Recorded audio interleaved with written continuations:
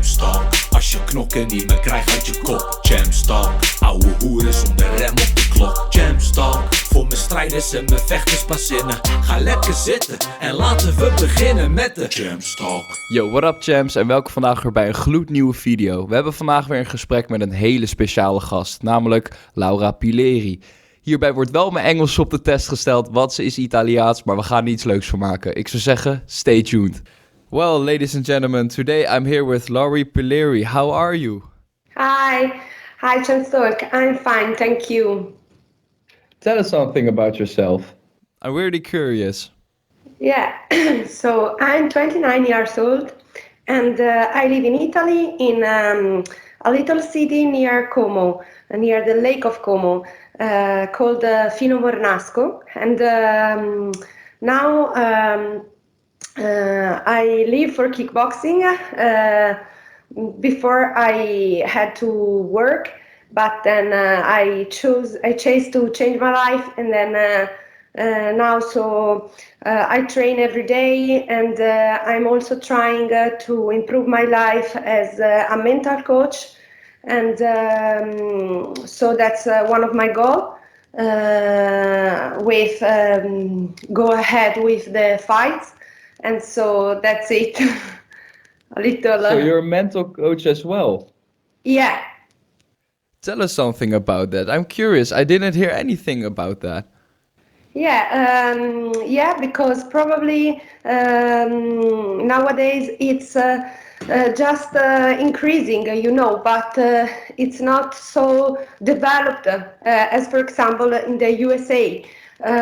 But it's cool because a mental coach just helps other people to reach their goals in any area, like in sports, in professional career, in relationship, in everything.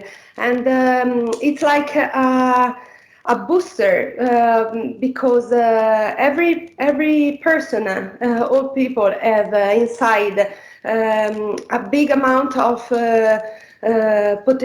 potential, but not often we can use in the best way. So the mental coach is a person who try to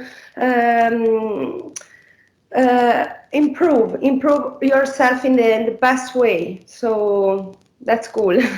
I like it. Oh, that's beautiful. Yeah. To hear. And you came from Italy, you just said? Yeah. And is fighting a big sport in Italy, or isn't that popular? Nice question. No. Yeah, because unfortunately fighting is not still a big sport, because in Italy there is so much fun and so much interest beside the football, just football is the big sport. biggest, yeah, but also fighting is increasing. It's a slow process, but it's going it's going ahead. Oh, it's very funny because in the Netherlands it's literally the same. Football is the biggest sport we got here, but fighting sports are increasing as well right now. Yeah. So that's pretty funny. Yeah. And at what age did you start fighting? Did you fight your whole life, or? No, I start training when I was 17 years old, but I start fighting when I was 19, so 2 years later. And then I never stop. So it's about 10 years that I fight. Oh, okay. So you only started when you were 17 years old. A lot of people start way early in their life. Yes, yes, that's a challenge. That's that if I had the opportunity, if I knew that this sport and kickboxing have been my entire focus, I would have started before, but it's okay.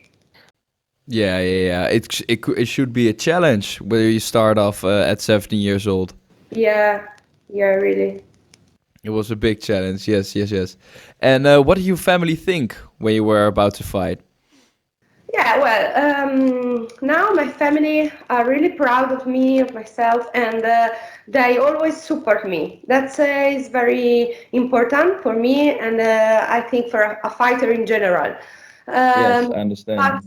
but when I started, especially my mom was like worried about that and say, "Oh my God, what are you doing? Maybe you can hurt in some ways." And so back then, they understood my passion, and I tell them, "Okay, I will do this with you or without you. So let's choose." So when they found out it was your passion, they supported you. Yeah. And at what time in your life did you really just focus on fighting? Did you think about, all right, screw everything, I'm gonna go fighting? When all your focus went to fighting. At what age was it? That was not so many times ago because definitely it was just 1 year ago.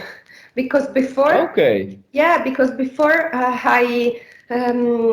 I spent my life between my job and fighting and job and fighting, and so I always have put a lot of commitment in this.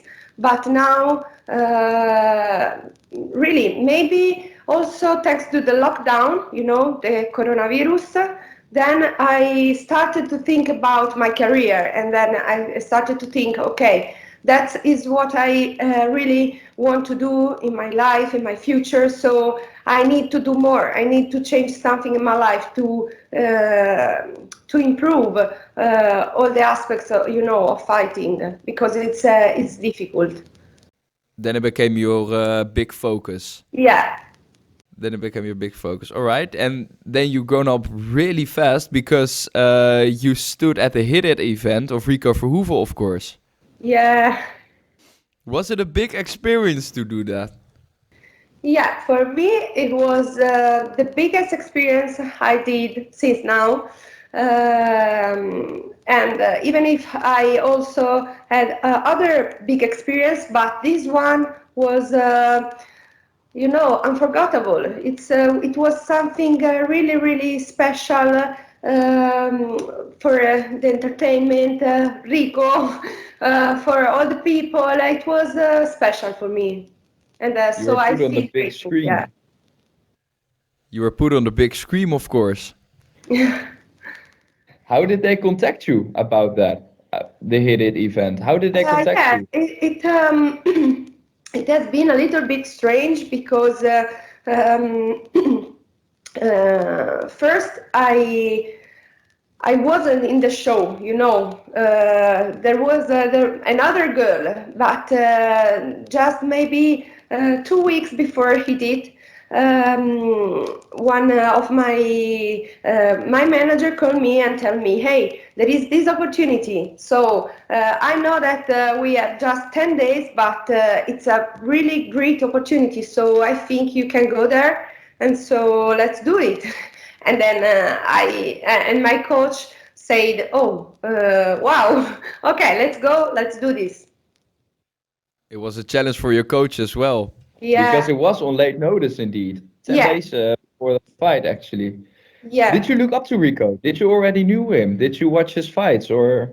Yeah, for me, I didn't know him so well, but yeah, I know him. But when I saw his fight, and also when I talked with him, I was like, oh my God, he's a really champ, because he's so humble, He's it's a very humble. it's a normal person, but it's huge. It's enormous, and he's also a nice person, very humble, very kind, very focused, and I really appreciated him. Really. Yes, he's known for that as well, that he's very Yeah. humble in everything and he puts respect always on the first place. And that's I Yeah. think it's great. I think that's great. Yeah. And about your fight, unfortunately, you lost. Yeah. unfortunately. But what do you think when you watch back at your performance? Oh, yeah. I think that even if I lost, it was a great fight and a great experience for me. And I also am very happy because um, I was very focused. My mind was fresh. I was prepared. I was just like, okay, let's have fun. And I think that I did all the strategy that me and my coach had talked about, and so I can be happy about that because. Also, it's never easy, in the ring. But even if you stay in front of a big champ like Denise Kielholz, okay, you have to be focused. Uh, you have to want it, and I wanted to stay there. So that's why I think my match was instead a good match. Yeah, you put down a great performance against Denise. You did a Yeah. great job. You shown also that when you're on a late notice, you can still perform very well. Yeah. And of course, Denise is an MMA fighter. How was it to fight an MMA fighter? Because of course she got a different style because she's used to fighting also on the ground and stuff. Yeah. Was it a weird experience to fight an MMA fighter? Yes, it's quite normal because in reality Denise is a stand-up fighter. Yes. She likes to the strike. So I just pay attention to hands up. Because she's very powerful, but. I don't know because in my career I fought against several different styled fighters. Coming from Muay Thai or MMA also, and it's like okay, let's see, and then let's adjust my movement and let's try. Just stay focused, hands up, and breath. Yeah. And were the preparations for this fight different under those circumstances?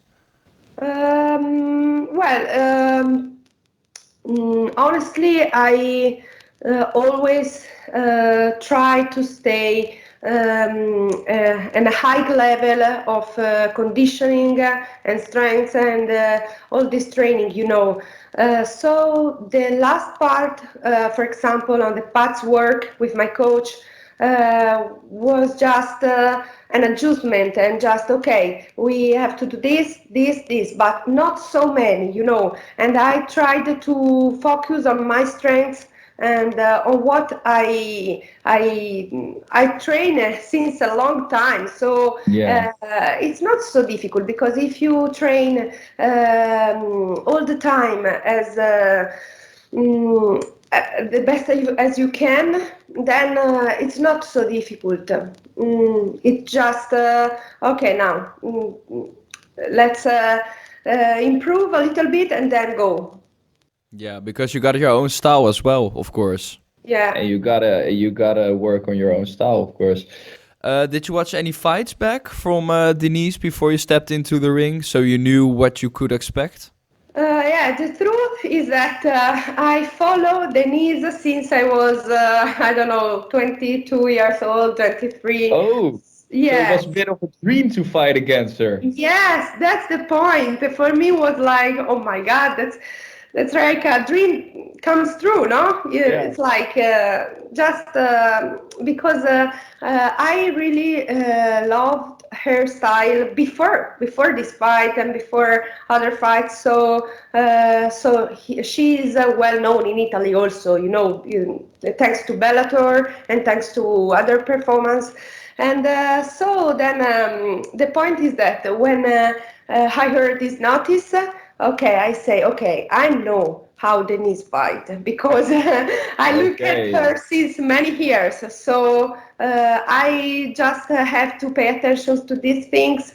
I know her styles, so it was nice for me.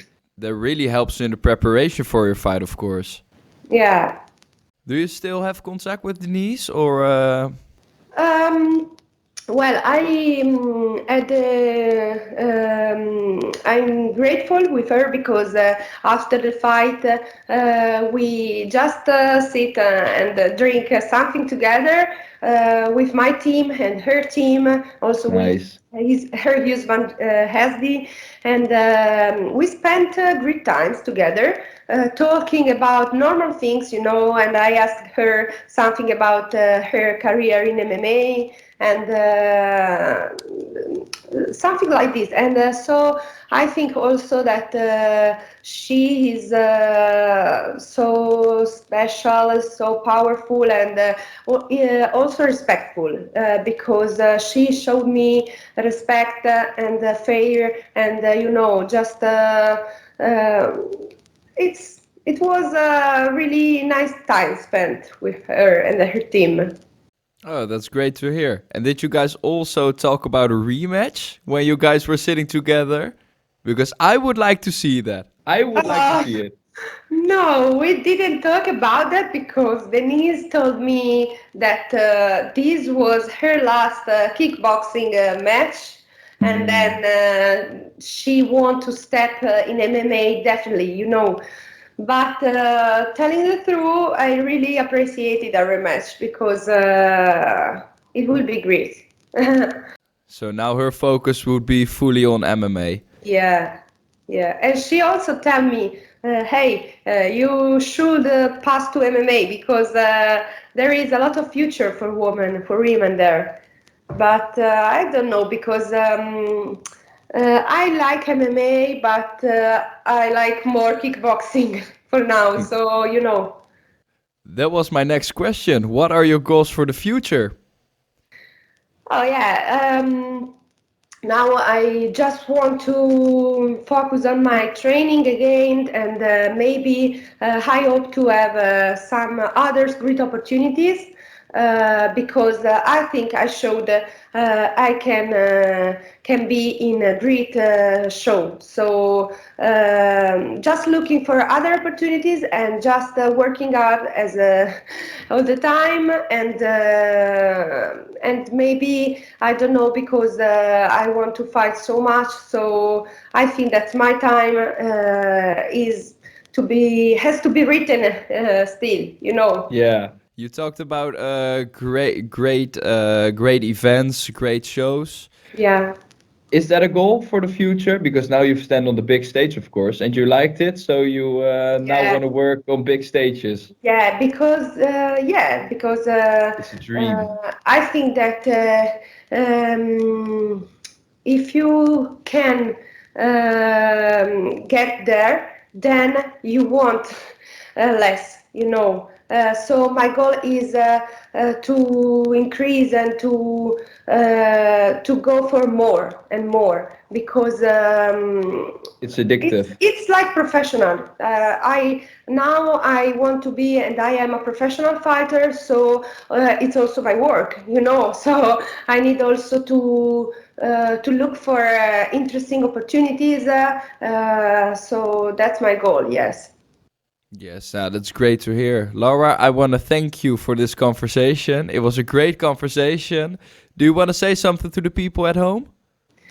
Yes, I want to say to people that keep going in life, keep going with sports, keep going with all your goals and dreams, and because even in my route there were a lot of up and downs.